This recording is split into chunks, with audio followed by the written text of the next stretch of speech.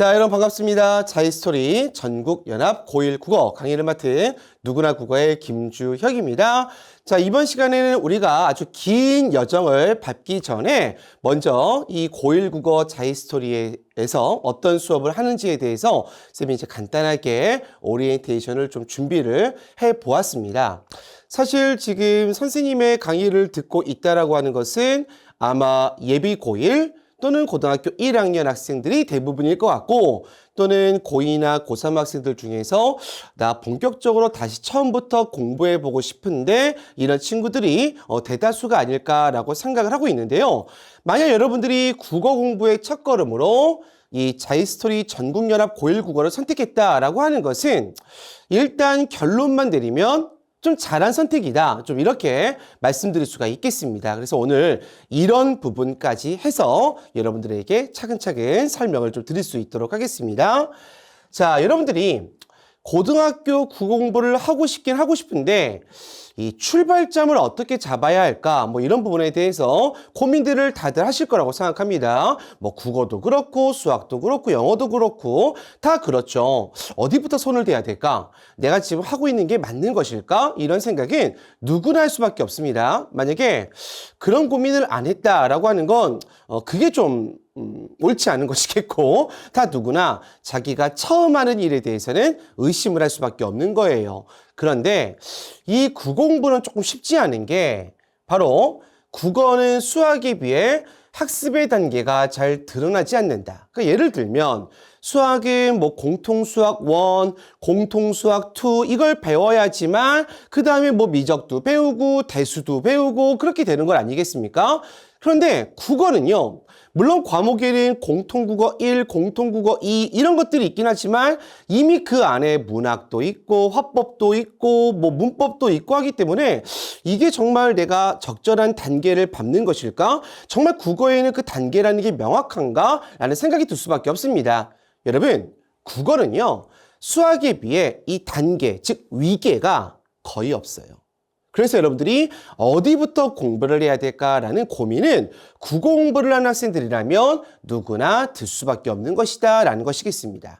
하지만 우리가 출발점에 선다는 건 내가 처음부터 1등을 해야겠다 뭐 이것보다는 뭐 이런 욕심보다는 지금 현재 내가 어떤 걸 잘하고 어떤 부분이 부족한지를 좀 파악해야겠다. 이게 어떻게 보면 우리가 가져야 할 바른 자세 아니겠습니까?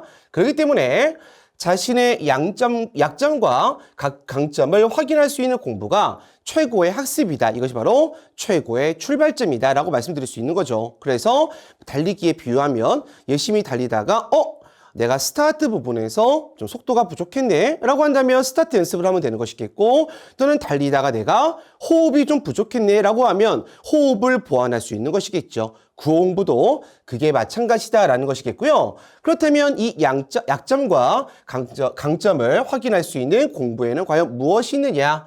바로 모의고사 문제풀이. 이것이 이제 여러분들의 강점과 약점을 한눈에 파악할 수 있는 가장 편하고 가장 좋은 학습법이겠고요. 그리고 이제 모의고사 문제풀이를 우리가 공부할 수 있는 교재가 굉장히 많은데 그 중에서도 이 자이스토리가 굉장히 문제도 잘 수록이 되어 있고 또 해설도 잘 되어 있어서 선생님은 이것을 바탕으로 여러분들과 함께 공부하고자 하는 것이겠습니다.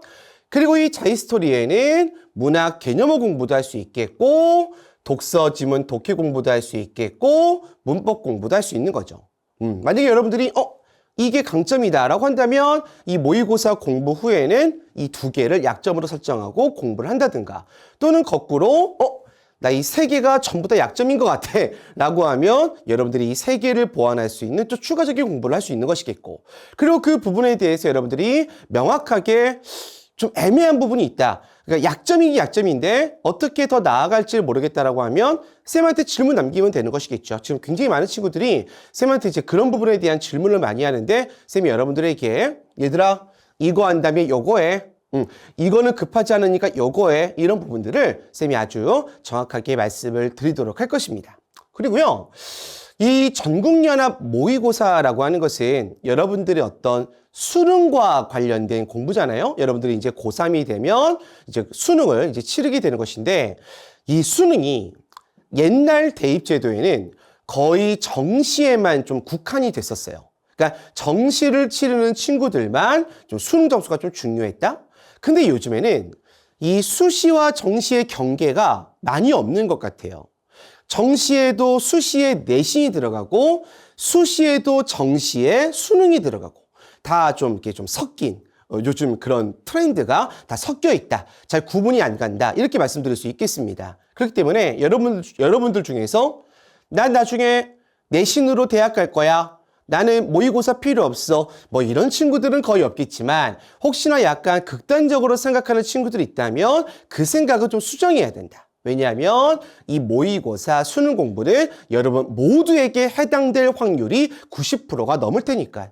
90%가 뭐예요? 한 95%는 당연히 넘을 것입니다. 그래서 지금 이 전국연합 공부를 출발점으로 선정한 것은 매우 매우 훌륭한 선택이다. 이 말씀을 다시 한번 강조하도록 하겠습니다. 그러면 이 자이스토리는 과연 어떻게 공부할 것인가? 바로 제한 시간에 구애받지 말고 문제를 풀어라. 지금 무슨 뜻이냐면 여러분 모의고사에는 45문제를 80분 동안 문제 푸세요라고 적혀 있지만 여러분들은 출발점이잖아요. 그렇기 때문에 이 45분이라는 시간에 구애받지 않았으면 좋겠다. 쌤 생각에는 한 80분에서 한 90분? 이것도 괜찮아요. 80분에서 이제 90분으로 늘리는 것 나쁘지 않습니다. 또는 90분에서 100분? 이것도 괜찮아요. 그러니까 여러분들이 원래 80분이었던 것을 10분을 늘리거나 10분 이렇게 표시해야 되나? 10분을 늘리거나 20분을 늘리거나 이렇게 해도 언젠간 고2, 고3 올라가면 시간이 자연스럽게 줄어들 수 있는 경험과 실력이 뒷받침되기 때문에 현재 80분이라고 하는 제한 시간에 절대 구애받지 말아라. 이 말씀을 여러분에게 꼭 드리고 싶습니다. 그리고요. 또 이 45문제를 한 번에 푸는 게 쉽지 않아요. 여러분들이 딱 앉아가지고 화장실도 가지 않고 딱 45문제를 푼다는 건 고도의 집중력이 필요합니다. 그렇기 때문에 좀 아직까지는 그게 어려운 친구들은 15문제씩 풀었으면 좋겠다. 뭐 예를 들면 화작법, 문학, 비문학 이런 식으로. 다 15문제씩으로 되어 있거든요. 이 세 파트가. 그렇기 때문에 그렇게 문제 푸는 것은 좀 어떨까? 물론 그 15문제 풀 때에는 막 화장실 가거나 자거나 그래서는 안 되는 건데 적어도 15문제 푸는 정도의 집중력은 여러분들에게 다 있을 것입니다. 그렇기 때문에 이것부터 차근차근 15문제부터 풀었으면 좋겠고요. 쌤, 저를 너무 우습게 보셨어요. 저는 30문제 정도는 가능해요. 당연히 그렇게 해도 됩니다. 그런데 그게 조금 안 되는 우리 친구들은 15문제씩 풀어도 전혀 나중에 대학 갈 때 수능 볼 때 상관없다는 거 이 말씀 드리도록 하고요. 그리고 채점은 웬만하면 나랑 같이. 그러니까 여러분들이 답안지가 너무 좋은 교재이기 때문에 답안지를 보고 싶긴 하겠지만 일단 채점 해설 수업은 쌤이랑 듣고 그 다음에 추가적인 것들이 궁금하면 그때 살펴보는 것. 그러니까 답안지에 막 여러분들이 처음부터 의존해서는 안 돼요. 그리고 쌤은 수업을 쌤 동나이 때 교사 강사 중에 정말 많이 한 그런 경험을 지니고 있어요. 그렇기 때문에 여러분들이 어느 부분에서 좀 막혔을 것인가 또 어느 생각에서 멈췄을 것인가를 쌤이 굉장히 잘 알고 있습니다. 그래서 쌤의 설명을 일단 듣고 나서 그 다음에 이 페이퍼에 있는 이 답안지를 보면 진짜 완벽한 해설이 되는 것이죠. 오케이? 이런 식으로 좀 공부를 하는 것이 어떨까 싶습니다. 그리고요. 이 모의고사 공부를 할 때 가장 중요한 것은 바로 무엇이냐면 이 6개 중에 OWH 중에서 how와 why가 중요하다. 왜 그러냐면 먼저 how를 볼까요? why를 볼까요? 나는 왜 오답을 선택했을까? 그리고 나는 왜 지문을 읽을 때 중요한 부분을 놓칠까? 이 왜가 중요한 거예요. 그러니까 여러분들이 단순히 채점하고 와 나 90점, 와 나 서울대 이게 아니라 내가 왜 90점 중에 이제 90점이라는 건 10점이 틀렸다는 건데 틀린 문제 중에서 왜 정답은 1번인데 나 왜 2번이라고 했지? 나 왜 그랬지? 라는 것.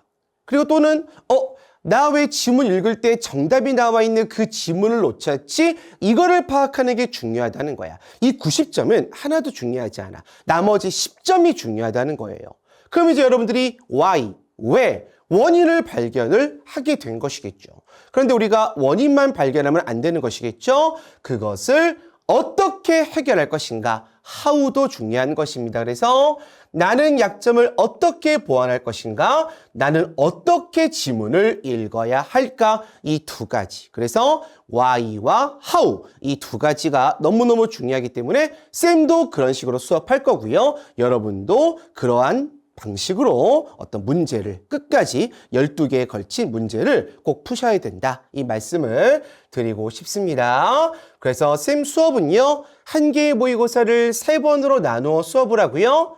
화법정보 문법 15문제, 비문학 독서 15문제, 문학 15문제 이렇게 하나의 모의고사를 3개로 나누어서 할 겁니다. 그래서 여러분들도 이렇게 나누어서 문제 풀어도 상관없다. 아까 말씀드렸던 부분이 되겠습니다.